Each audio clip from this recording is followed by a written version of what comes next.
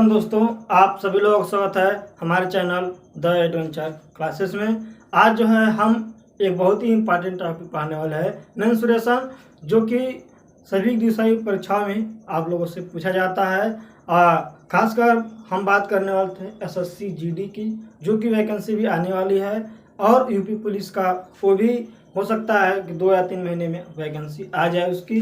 तो इन दो एग्जामों में जो होता है 1 से 2 क्वेश्चन मेंसुरेशन का हर बार पूछा जाता है। तो सबसे पहले आज हम लोग एकदम बेसिक से शुरुआत करेंगे। तो वीडियो को शुरू करने से पहले सभी व्यूअर से रिक्वेस्ट है कि जो लोग आज नए जुड़े हैं चैनल को सब्सक्राइब कर लीजिएगा और बेल आइकन दबा लीजिएगा, जिससे हमारे नए वीडियो का नोटिफिकेशन आपको आसानी से मिल जाए। तो सभी लोग सब्सक्राइब कर लिए होंगे। फिर हम चलते हैं आगे मेंसुरेशन के बारे में देखते हैं। मेंसुरेशन को हम लोग बोलते हैं हिंदी में क्षेत्रमिति। मेंसुरेशन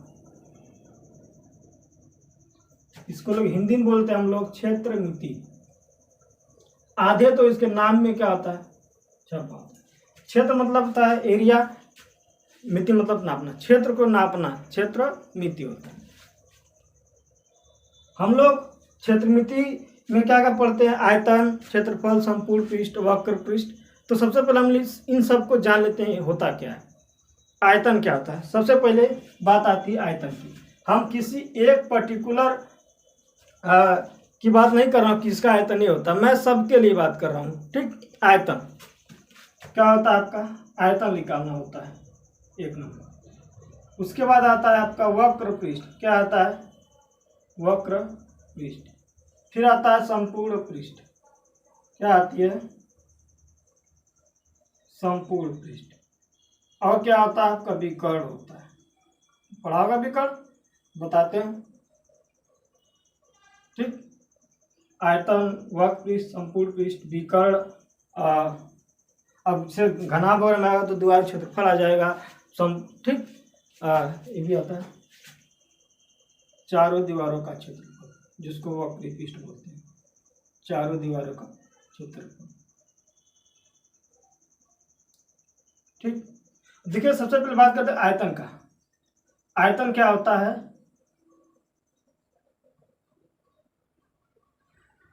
ये चीज क्या होता है, पढ़ना होता है। और कौन कौन सी आकृतियां होती है। देखिए, हमको अगर आयतन निकालना है तो आपकी आकृति 3D होनी चाहिए, मतलब 3 डायमेंशनल आकृति होनी चाहिए। तभी उसका क्या करेगा आयतन, मतलब कि उसमें लंबाई, चौड़ाई और ऊंचाई तीनों दिया होना चाहिए। जैसे कि अभी हम आयत की बात करें ना, तो आयत में ऊंचाई नहीं होता है। आयत का मतलब ये होता है, देखिए आपका ये क्या है, आयत है, इसमें ऊंचाई नहीं, लंबाई और चौड़ाई है। अगर कोई कहे कि आयत का आयतन कितना है, तो आप आयत का आयतन नहीं निकाल सकते, क्योंकि किसी भी चीज का आयतन निकालने के लिए हमको चाहिए होता है 3 राशि चाहिए, लंबाई, चौड़ाई और ऊंचाई। ठीक, मतलब कि उसमें 3 डायमेंशनल, ये क्या है 2D है। अगर यही चीज घनाभ होता है, अगर यही चीज का होता है घनाभ होता है, तो देखिए कोई आकृति, देखिए घनाभ,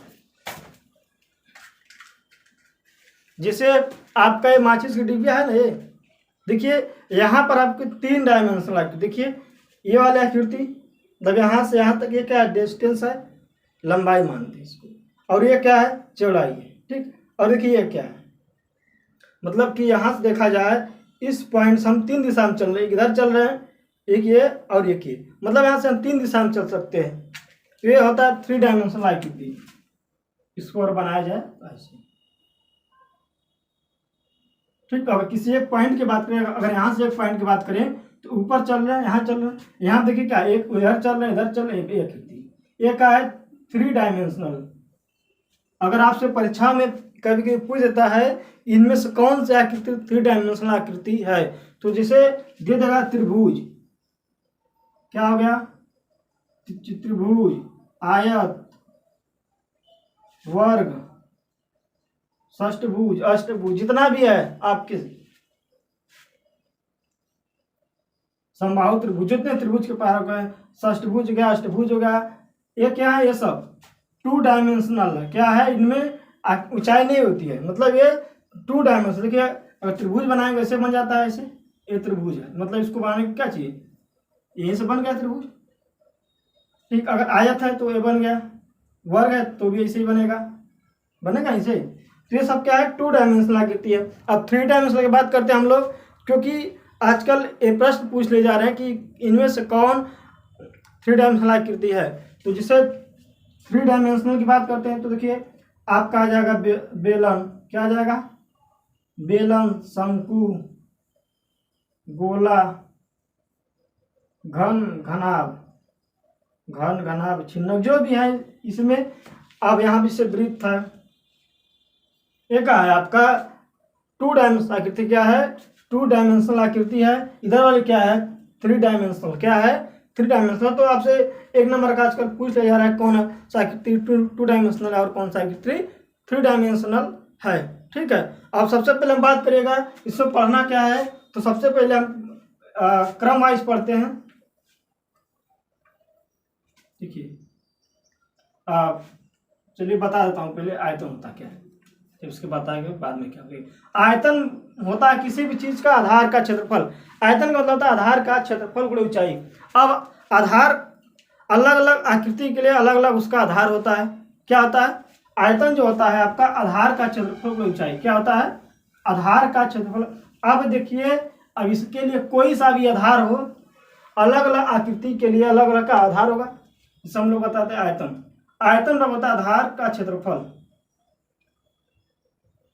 आधार का क्षेत्रफल गुणे ऊंचाई। क्या होता है, गुणे ऊंचाई। अब हम लोग बात करते हैं कि आधार क्या होता है। यदि हम बात करते हैं आपका वर्ग का, अरे वर्ग नहीं, घन की बात करते हैं। ठीक, घन। तो घन देखिए बनता किससे, मान लेते हैं कि आपका वर्ग, क्या है, ये वर्ग है। ठीक, वर्ग है। अब इस वर्ग के ऊपर अगर मान लेते हैं कि माचिस है, ठीक, अगर ये बीच से फटा हुआ होगा, मान ले सिर्फ ये पतला सा जो है नहीं, ये पतला सा बस देखा जाए, बाकी काट दिया जाए, तो आपको आयत की तरह दिखेगा या फिर वर्ग की तरह दिखेगा। तो ये जो या फिर कागज का कोई कागज टुकड़ा सिंपल एक, अगर एक कागज है तो आपका आयत है या फिर वर्ग है, डिपेंड ऑन उसकी साइज। यदि कई सारे को हम क्या करते हैं, एक पे एक रख देते हैं, वो क्या बन जाता है, वो या तो आयत बन जाएगा, या तो घन बन जाएगा, या तो घना बन जाएगा। ठीक, तो देखिए अब घन घना मतलब क्या है कि घन या घना बन रहा है तो उसका जो बेस है वर्ग है या फिर आयत है। तो यदि आपका घन बन रहा है तो घन का मतलब क्या होता है, सारी भुजाएं बराबर होती हैं, तो आपका उसका आधार क्या होगा, वर्ग होगा। देखिए अगर ये वर्ग है, घने से बनता है। ठीक, तो जो घन का जो आधार होता है, आधार मतलब जिसके ऊपर टिका हुआ है, क्या होता है, वर्ग होता है। क्या होता है, इसका आधार क्या होता है, वर्ग। और आकृति कौन सी, घन। क्या है, आकृति क्या है, घन। ठीक, आकृति कौन सा, घन है, और किसके ऊपर टिका हुआ है वो ये क्या होता है, आधार होता है। तो इसका आधार क्या है, आपका वर्ग है। क्या है, वर्ग है। हम बात करेंगे अभी घनाभ का। घनाभ का देखिए आयत की तरह, अभी माचिस की डिब्बा मैंने बताया था, एक आयत की तरह होता है। अगर आयताकार अगर कोई कागज ले जाएगा, उस पर एक के ऊपर एक कई सारा इकट्ठा कर दिया जाएगा खूब मोटा सा, तो अब क्या बन जाता है, एक आपकी बन जाती है घनाभ। ठीक, घनाभ। अब घनाभ का जो होता है वह आधार जो होता है इसका क्या होता है, आयत। क्या होता है, आयत। ठीक, क्या होता है, आयत। घनाभ का आकृति कौन सी, घनाभ है। घनाभ का आधार क्या होता है, आयत होता है। अब यदि बात करते हैं हम लोग बेलन की, क्या बात करते हैं, बेलन का। तो बेलन कैसे बनता है, देखिए बेलन का आधार जो होता है, जैसे टीका होता है, आधार एक वृत्ताकार होता है। क्या होता है, जैसे ये होता है वृत्ताकार। अब देखिए इसके ऊपर टीका होता है बेलन। ठीक,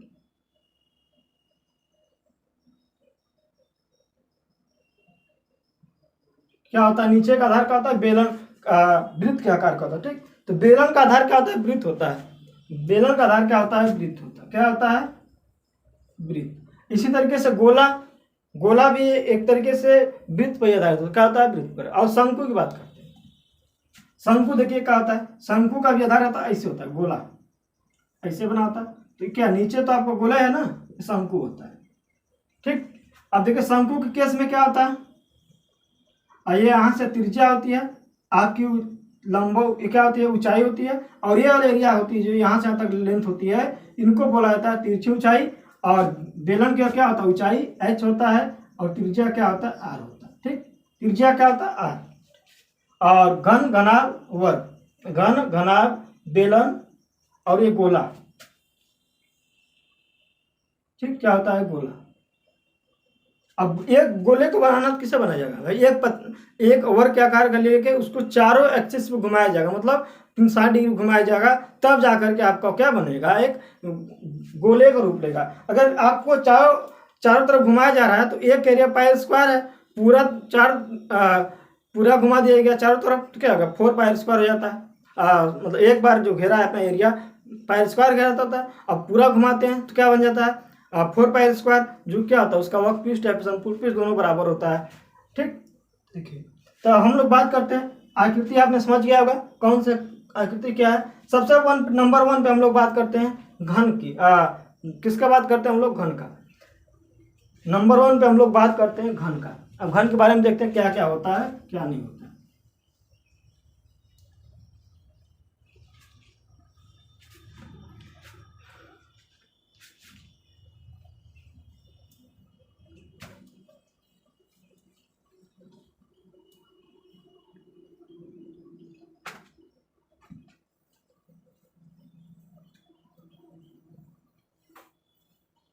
देखिए मैंने आकृति बना लिया साइड में घन का।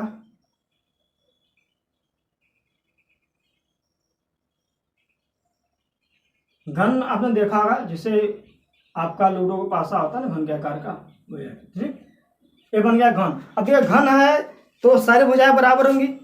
अगर यहाँ से यहाँ तक एक भुजा की लंबाई ए है, एक भुजा की लंबाई ए है, और ये क्या है, यहाँ से यहाँ तक क्या है, ए है। क्या है, तीनों भुजा, 6 भुजा की लंबाई क्या है, ए और ए है। ठीक, तो पहला देखिएगा आयतन क्या होता है आपका, आधार का क्षेत्रफल गुणे ऊंचाई। आधार का क्षेत्रफल गुणे ऊंचाई। देखिए इसका आधार क्या था, वर्ग है, तो वर्ग का क्षेत्रफल था भुजा गुणे भुजा, तो क्या हो जाएगा, बराबर ए गुणे ए, भुजा ए गुणे ए माना है। और देखिए यहाँ पर ऊंचाई भी क्या है, ए ही है, तो ए गुणे ए बराबर क्या होगा, ए क्यूब या फिर भुजा क्यूब। देखिए आयतन निकालना होगा तो आधार क्षेत्रफल गुणे ऊंचाई। आधार आपका भुजा गुणे भुजा, क्योंकि आपका आधार वर्ग है, तो वर्ग का भुजा गुणे ऊंचाई भी क्या है, ए है, ए गुणे ए बराबर ए क्यूब। मतलब घन की भुजा का हो जाएगा, घन का आयतन का हो जाएगा भुजा क्यूब। ठीक, अब देखिएगा वक्र पृष्ठ क्या होता है आपका, वक्र पृष्ठ जिस पे टिका हुआ है। ठीक, क्या है, जिस पे आपका टिका हुआ है।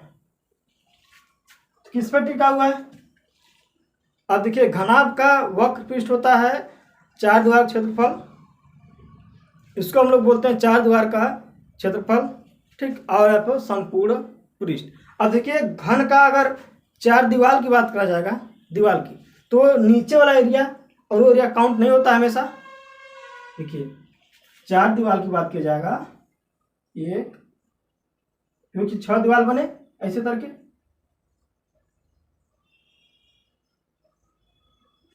ऐसे आकृति बनी आपकी। किसकी बात करें हम लोग, घन की। ठीक, तो ए गुणे ए हुआ, एक सबका ए हुआ। 4 दीवार मतलब कि अगर हम घन के अंदर खड़ा हो जाए, मान लो कि कहीं से दरवाजा है, बड़ा सा घन दरवाजा खोल मैं अंदर आ गया, बात करेंगे दीवार का, तो जहाँ खड़े होंगे और जो छत होगा उनकी बात नहीं किया जाएगा। यदि उनकी बात किया जाता तो उनको भी क्या ऐड किया जाता, क्या कहता, ऐड किया जाता। ठीक, लेकिन हम बात कर रहे हैं हम लोग सिर्फ 4 दीवार का, तो 4 दीवार क्षेत्रफल का 4a स्क्वायर, 4a स्क्वायर। तो अब देखिए होता क्या,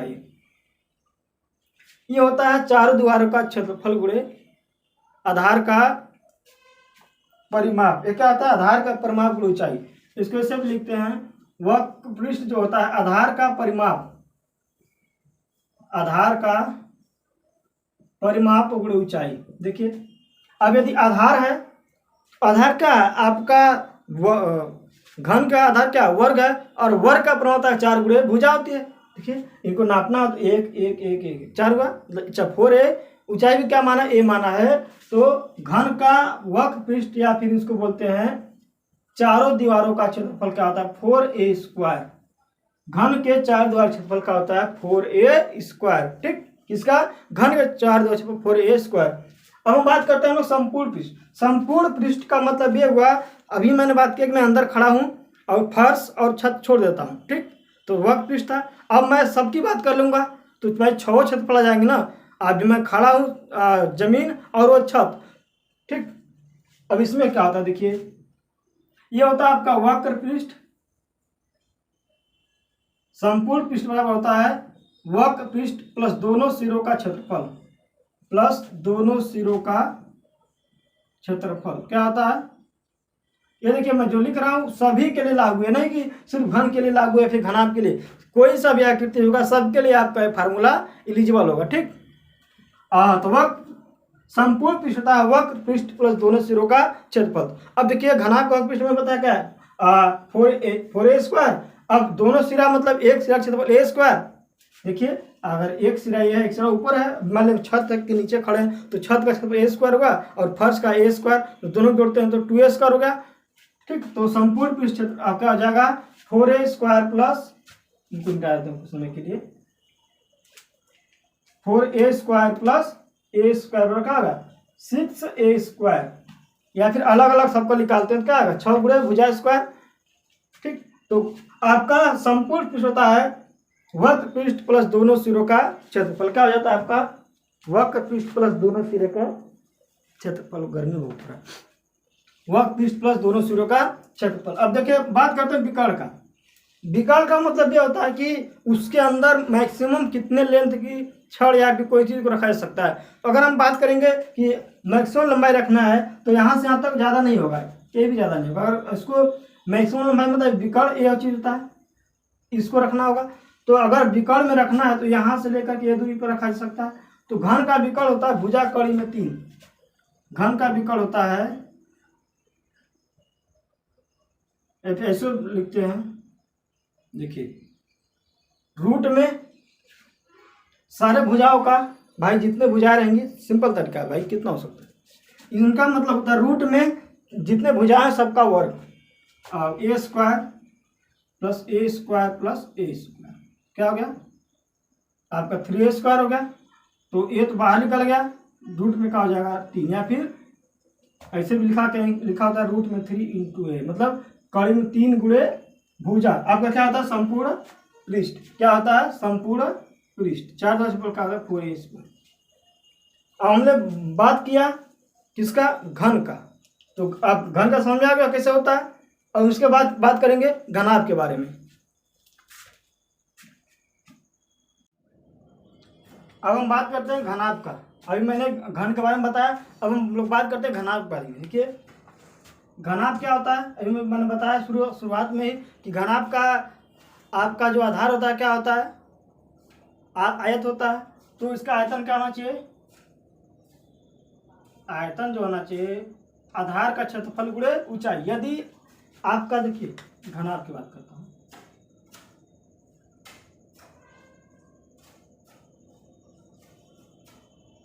ठीक। और घनाभ का आधार क्या होगा, आयत होगा। आयत का क्षेत्रफल का होता है लंबाई गुणे चौड़ाई। तो घनाभ का आयतन हो जाएगा, बात कर रहे हैं हम लोग घनाभ का, क्यूबाइड बोलते, क्या बोलते इसको, क्यूबाइड। घनाभ का आयतन का जाए आधार का क्षेत्रफल गुणे ऊंचाई। और इसका ऊंचाई क्या होगा यहाँ पर h मान लेते हैं, और इसका क्षेत्रफल का होता है घन का आयत का लंबाई गुणे चौड़ाई। तो इसका आयतन हो जाएगा लंबाई गुणे चौड़ाई गुणे ऊंचाई, ठीक। यल गुणे बी गुणे LBH। घनाभ का आयतन का हो जाएगा लंबाई गुणे चौड़ाई गुणे ऊंचाई। उसके बाद आता है चारों दीवार का क्षेत्रफल। अभी बात करता हूँ विकर्ण की, बात कर लेते पहले, ठीक।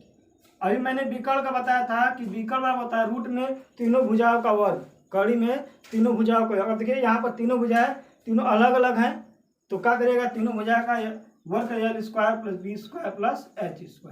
एक आ गया आपका विकर्ण। चारों दीवारों का क्षेत्रफल, 4 दीवारों का क्षेत्रफल। हम लोग दीवार में जो आती है छत नहीं आता है ना तो फर्श आती है। देखिए 4 दीवार ये वाला छोड़ देंगे, मान लीजिए आपका किसी कमरा में खड़े हैं, घन के आकार का है, घनाभ के आकार का कहें कि 4 दीवार का क्षेत्रफल। 4 दीवार मतलब आपका एक दीवार आएगा, देखिए ऊपर और नीचे बात करते 4 दीवार का। तो एक साइड का लंबाई गुणे चौड़ाई मानते हैं, ऊंचाई और चौड़ाई, और ये चीज दोनों साइड आएगा, ऊंचाई और चौड़ाई, ठीक। और एक साइड क्या आएगा, लंबाई गुणे चौड़ाई नहीं है कहीं भी, सिर्फ ऊंचाई हर जगह रहेगा। क्यों? क्योंकि मैं दीवार की बात कर रहा है ना, तो दीवार में लंबाई चौड़ाई तो नीचे होगा, कोई ऊंचाई नहीं है ना, तो ऊपर वाले में छोड़ देंगे हमेशा, ठीक। अब देखिए एक साइड में यल आएगा और एच आएगा, एच और एल, क्या आएगा, एच और एल,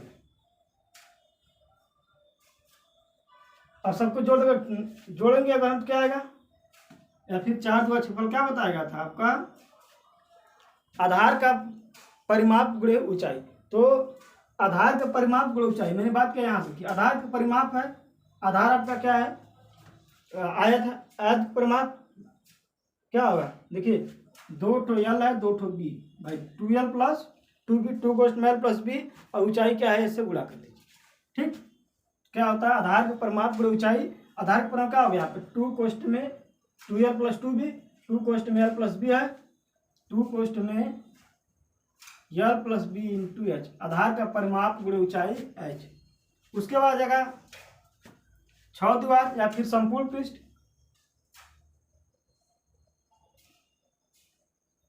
संपूर्ण पृष्ठ रहेगा तो भाई सबका लिया जाएगा। संपूर्ण पृष्ठ क्या होता है,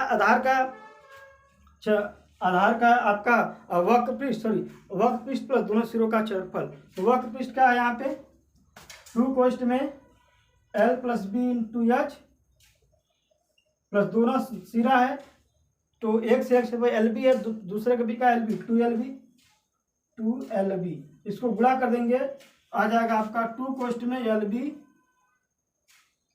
प्लस BH प्लस HL। घनाभ का संपूर्ण पृष्ठ क्या आता है, 2 कोष्ठ में LB plus BH plus HL। अब इसके बाद हम लोग बात करेंगे बेलन का।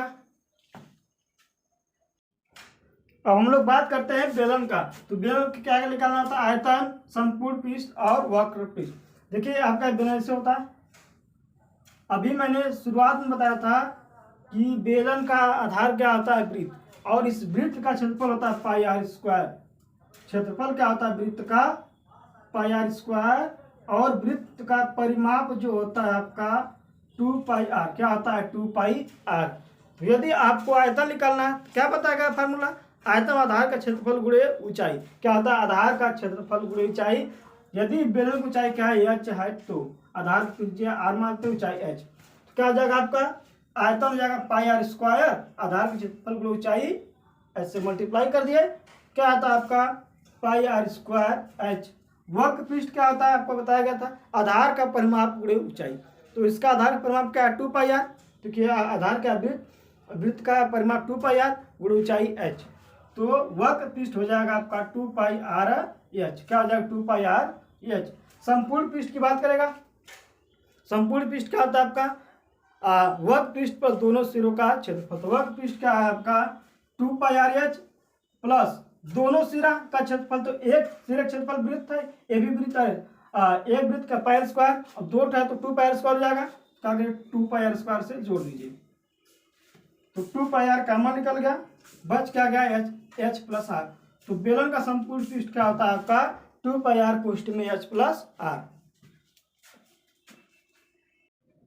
अब हम लोग बात करते हैं शंकु के बारे में। शंकु आपने देखा होगा, कोई जैसे मंदिर वगैरह होता है, ठीक, जैसे मंदिर वगैरह होता है, फिर कौन जो लोग देखते हैं राजगीर मिश्री एक चलते हैं लोग, उसको पता नहीं साहुल बोलते हैं सब उसको, इस आकृति होता है ये क्या होता है। फिर आजकल वो चल रहा है जन्मदिन वाली टोपियाँ होती है ना, वो क्या होता है कौन क्या कर रहा है, फिर शंकु बोलते हैं। अब देखिए यहाँ पर इनका भी आधार क्या है, वृत्त है, क्या है वृत्त, इसका क्षेत्रफल क्या होगा पाई आर स्क्वायर, क्या होता है पाई आर स्क्वायर। लेकिन यहाँ पर पाई आर स्क्वायर गुणे एच करने पर आयतन नहीं निकलेगा, क्यों नहीं निकलेगा बताता हूँ। क्योंकि ये जो है ना, ये उसका 3 भागों में बट जा रहा है, इसीलिए इनका जो आयतन होता है 1/3 गुणे आधार का क्षेत्रफल। यहाँ पर जो आधार क्षेत्रफल लेते हैं डायरेक्ट, यहाँ पर आधार क्षेत्रफल का 1/3 भाग लेंगे, ठीक। तो 1/3 गुणे पाई स्क्वायर ऊंचाई h। अब देखिए ऊंचाई ये वाला होता है ऊंचाई h, लेकिन ये वाला 3 ऊंचाई h, हम लोग इसकी बात नहीं करते हैं। देखिए आयतन का 3 पाई स्क्वायर h। उसके बाद करेंगे हम लोग वक्र पृष्ठ।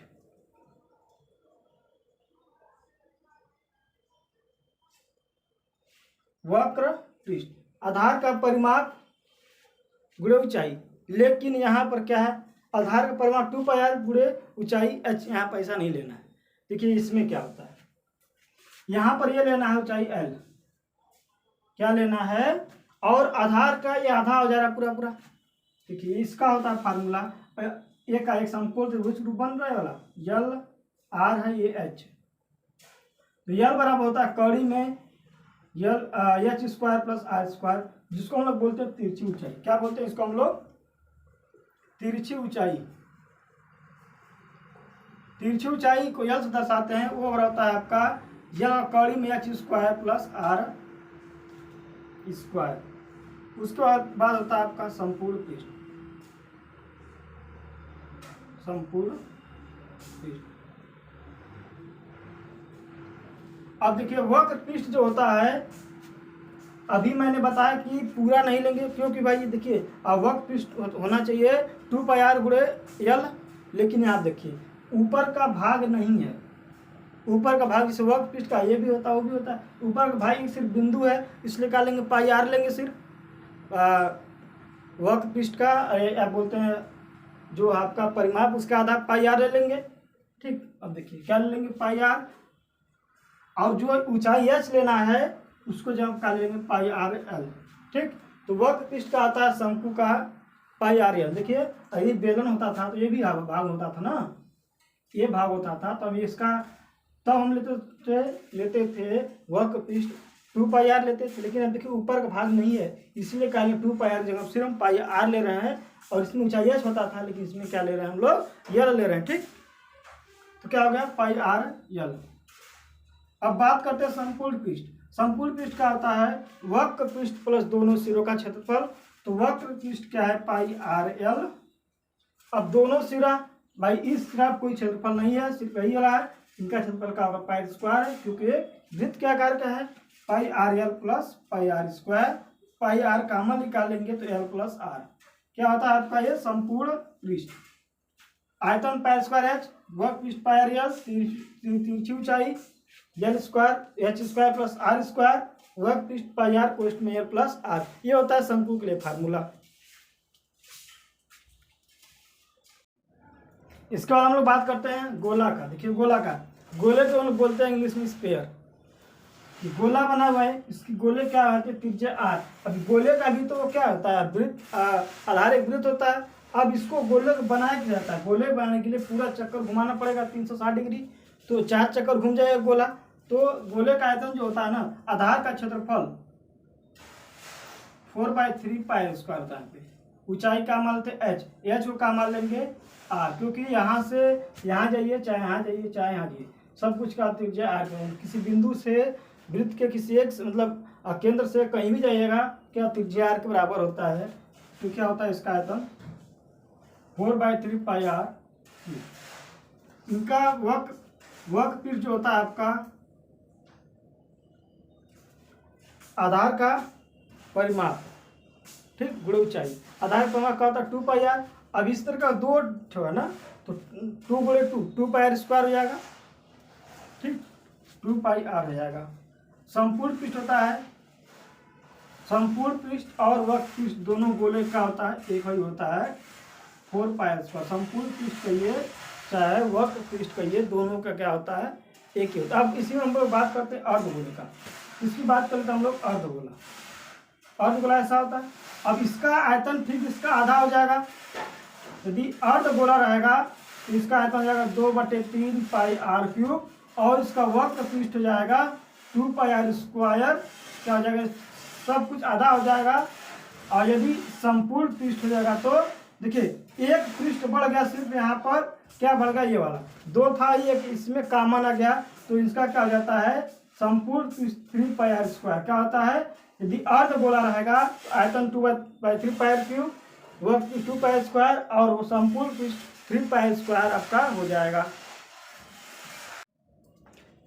एक प्रश्न है कि एक कमरे की लंबाई, चौड़ाई और ऊंचाई क्रमशः 12 मीटर, 10 मीटर व 8 मीटर है, तो आयतन क्या होगा। तो अभी मैंने बताया था कि कमरा है, ठीक, एक कमरा जो होता है हमेशा आपका क्या होगा, घनाभ के आकार का क्या होगा, एक घनाभ के आकार का होगा। ठीक, क्या होगा, घनाभ का आकार होगा हमेशा कमरा। तो आयतन क्या होता है, घनाभ का लंबाई गुणे चौड़ाई गुणे ऊंचाई। ठीक, देखिए यहाँ पर अगर मल्टीप्लाई करेंगे तो लंबाई गुणे चौड़ाई ऊंचाई 12 गुणे 10 120 गुणे 8 12 बटे 96 960 आ जाएगा। अब देखिए 960 दो जगह दिया हुआ है, सेंटीमीटर स्क्वायर सेंटीमीटर क्यूब। अब यहाँ पर आपसे कंफ्यूजन हो गया कौन से मार के आएंगे। देखिए आयतन क्या होता है आपका, 3 विमा होती है तो हमेशा किस में आएगा आपका आयतन, मीटर क्यूब या फिर सेंटीमीटर क्यूब में आएगा। ठीक, तो आपका आंसर हो जाएगा राइट आंसर बी। क्या हो जाएगा राइट आंसर आपका बी हो जाएगा 960 सेंटीमीटर, अरे मीटर क्यूब आपका आंसर हो जाएगा। क्या हो जाएगा 960 मीटर क्यूब।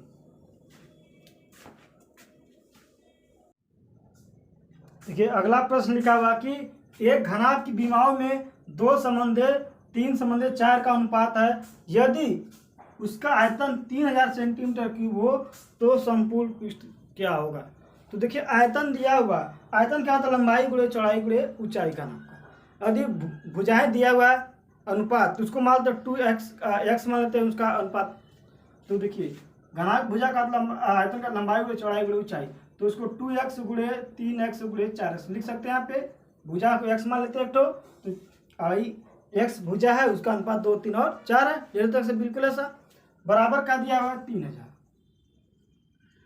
आयतन क्या, घनाभ लंबाई गुणे चौड़ाई गुणे ऊंचाई, अनुपात दिया हुआ मतलब भुजाओं का अनुपात है तो घना आयतन का तीनों भुजाओं का गुणनफल, तो x क्यूब हो जाएगा, x गुणे x क्यूब और बराबर 3000 में क्या हो जाएगा, भाग हो जाके 2 3 6 गुना के 12 या फिर 2 गुणे 3 गुणे 4।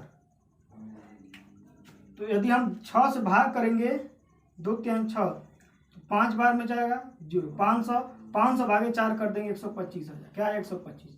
यदि x क्यूब बराबर 125 है तो x मान क्या होगा 5। क्या हो गया 5। कह रहा है उनका संपूर्ण पृष्ठ, घनाभ संपूर्ण पृष्ठ का था 2 कोष्ठ में LB plus BH plus HL। क्या होता है संपूर्ण पृष्ठ 2 कोष्ठ में LB plus BH plus HL बराबर क्या हो जाएगा 2। यल का मान क्या आ जाएगा आपको, देखिए यदि आपका x का मान आ गया अलग अलग भुजाएं भी आ जाएंगी। ठीक, देखिए तो भुजा क्या हो जाएगा आपका, इसको लंबाई चौड़ाई और ऊंचाई मानते हैं तो। ठीक, तो एक भुजा का हो जाएगा आपका, भुजा हो जाएगा आपका भुजा हो जाएगा, देखिए यल को हो जाएगा 2, x का मान 5 आया है तो क्या 10 हो गया। एक भुजा 10 हो जाएगी, एक भुजा 15 हो जाएगी, एक भुजा क्या हो जाएगा यहाँ से 20 आ जाएगी। यहाँ पे 10 15 और 20, x का मान 5 आया है तो भुजाएं का 10 15 और 20 का जाएगा 2 कोष्ठ में 10 गुणे b का मान 15 प्लस b का मान 15 h का मान 20 plus LB plus BH plus HL h का मान क्या मान लेते हैं यहाँ पे 20 गुणे इसका है यल का मान 3 हो जाएगा। देखिए LB plus BH plus HL, तो इनको जोड़ देंगे अगर हम क्या आ जाएगा 2। अब देखिए 150 हो गया, ये कितना हो गया 200, 150 200 कितना हो गया 250, 250 प्लस 300 कितना हो गया। देखिए आपका 2 कोष्ठ में LB plus BH plus HL होता है, आपका x का मान 5 आ गया तो भुजाएं निकल जाएंगी।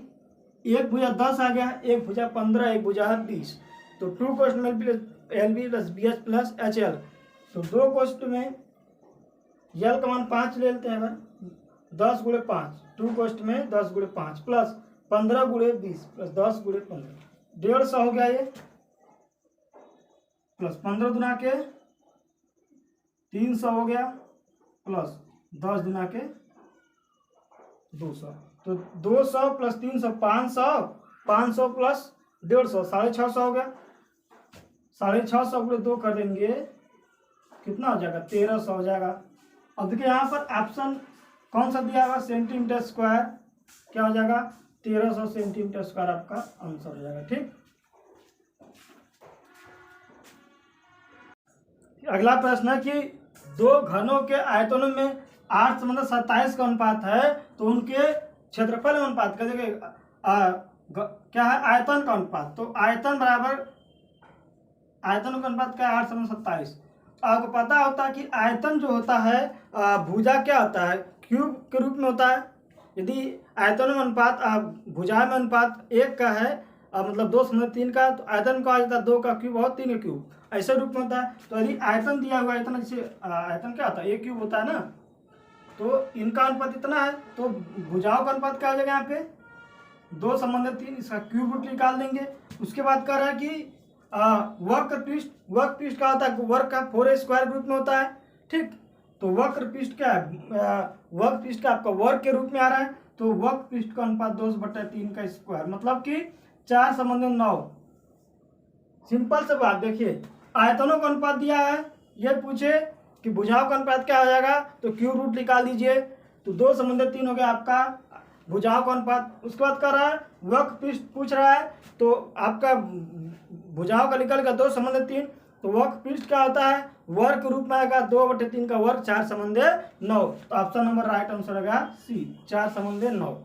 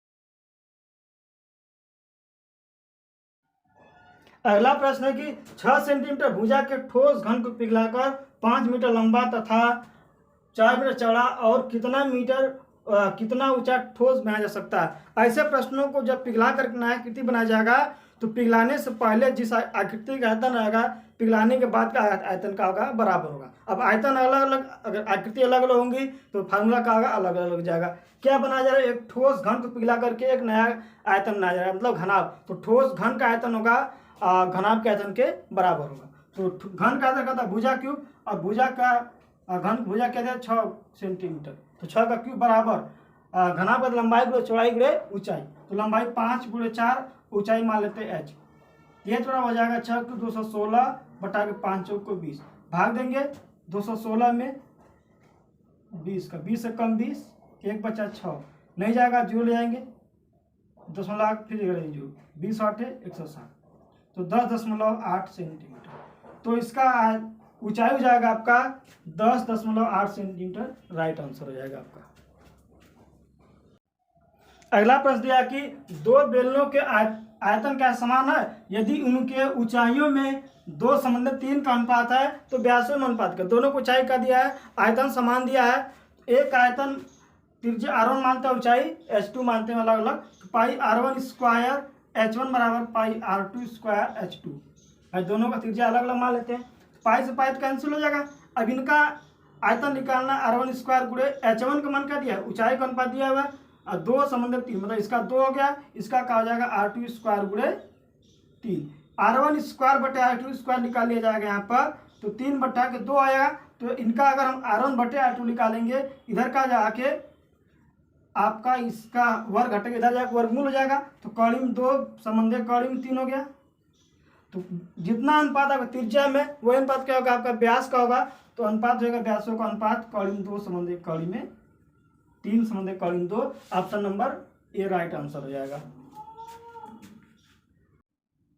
अगला प्रश्न है कि दो बेलनाकार गिलास की त्रिज्याओं में 1:3 का अनुपात तथा ऊंचाइयों में 1:3 का अनुपात है, तो आयतनों का अनुपात क्या होगा। मान लेते हैं अलग अलग त्रिज्या है, आयतन अलग अलग है, ठीक। तो अलग इस एक आयतन v1 मानते हैं, एक आयतन का v2। आयतन का तो पाई r स्क्वायर h होता है, ये भी पाई r स्क्वायर h होगा, अलग अलग मान लेते हैं, h1 h2 और ठीक अलग अलग मान लेते हैं। पाई पाई कट जाएगा आपका। एक आयतन क्या है, पहले त्रिज्या 1 है, ठीक। तो 1 का स्क्वायर। अब देखिए ऊंचाई का अनुपात क्या है, 1:3, पहले की ऊंचाई क्या है 1 है, ठीक। अब दूसरे का त्रिज्या क्या है, यहाँ पे 3 है, तो दूसरे की त्रिज्या r2 जहाँ 3 का स्क्वायर कर दिए, ठीक, 3 का स्क्वायर। और दूसरे की ऊंचाई क्या है 3 है, तो 3 से मल्टीप्लाई कर दिए। तो 1 का स्क्वायर 1, 3 का स्क्वायर 9 गुणे 3, 9 3 27। तो इनके आयतनों का अनुपात हो जाएगा 1:27। राइट आंसर हो जाएगा आपका ऑप्शन नंबर बी, 1:27 आपका राइट आंसर। अगला प्रश्न है कि दो शंकुओं की ऊंचाइयों में 5:8 का अनुपात है, यदि उनके व्यासों में 3:8 का अनुपात है तो उनके आयतनों में अनुपात। देखिए जो अनुपात व्यास में होता है वही अनुपात क्या होता है, त्रिज्या में होता है। कि दो बेलन है, दो शंकु है, तो एक अनुपात निकालना, तो पहले का आयतन बटा दूसरे का आयतन कर देंगे। शंकु का आयतन का पाई r square h, 1/3 pi square h r1 और h1 मान लेते हैं, 1/3 पाई r2 स्क्वायर और h2 मान लेते हैं। यहाँ पे 1/3 पाई कैंसिल हो गया, यह पूरा पूरा बचा r1 स्क्वायर h1 बटे r2 स्क्वायर h2। इनका क्या है अनुपात 3:8 क्या है, व्यासों का अनुपात वही होगा जो त्रिज्या का अनुपात होगा, ये बताया मैंने। जो व्यास का अनुपात वही क्या होगा, त्रिज्या का होगा। तो पहली त्रिज्या 3 है, दूसरी की 8 है, तो 3 का स्क्वायर। h2 क्या है आपका 5:8, तो h1 का हो गया आपका 5 हो गया, h2 का हो गया 8, तो 5 कर दिए। But r1 square r2 square, r2 आपका ये हो गया 8 का स्क्वायर, h2 क्या होगा, ये 8 हो गया। तो 3 का स्क्वायर 9 × 5 = 45, 9 × 5 = 45, 8 का स्क्वायर 8 का क्यूब हो जाएगा, r क्यूब होता है 512। तो आयतन का अनुपात क्या आएगा 45:512। Option number C right answer हो जाएगा 45:512। देखिए अगला प्रश्न है कि 3 सेमी त्रिज्या और 40 सेमी ऊंचाई के एक बेलन को पिघलाकर एक गोला बनाया जाता है। तो गोले की त्रिज्या, एक गोला, बेलन को पिघला करके एक गोला बनाया जाता है, तो बेलन का आयतन जो होगा गोले के आयतन के बराबर होगा। क्या होगा, बेलन का आयतन क्या बताया गया है, पाई स्क्वायर एच, और गोला का क्या बताया गया था अभी शुरुआत में बताया था हम 1/3 पाई आर क्यूब। अब देखिए पाई से पाई तो कट ही जाएगा यहाँ पे, इनका मल्टीप्लाई इधर हो जाएगा 3 पाई स्क्वायर एच, तो 3 गुणे आर का मान का है 3, तो 3 गुणे 3 कर देंगे आर स्क्वायर, एच का मान दिया गया 40 बराबर 4 आर क्यूब। ठीक, अब ये यहाँ से भी कट जाएगा 10 बार में कट जाएगा पूरा पूरा, तो 9 3 27 गुणे 10 270 हो गया बराबर आर क्यूब। तो आर का मान कितना हो जाएगा, 27 का तो निकल जाएगा वर्गमूल और घनमूल, 27 का वर्गमूल 3 हो जाएगा, और क्यूब रूट में क्या हो जाएगा 10, 3 क्यूब रूट में 10 सेंटीमीटर आपका आंसर हो जाएगा। ठीक, बस आज के लिए इतना ही, फिर मिलेंगे आप लोगों से नेक्स्ट वीडियो में। तब तक अपना ख्याल रखें। यदि आप जो दोस्त नए जुड़ेंगे उनसे रिक्वेस्ट है कि सब चैनल को सब्सक्राइब कर लें और बेल आइकन दबा लीजिएगा, जिससे कि नए वीडियो में आपको साइंस मिल जाए। बहुत बहुत धन्यवाद।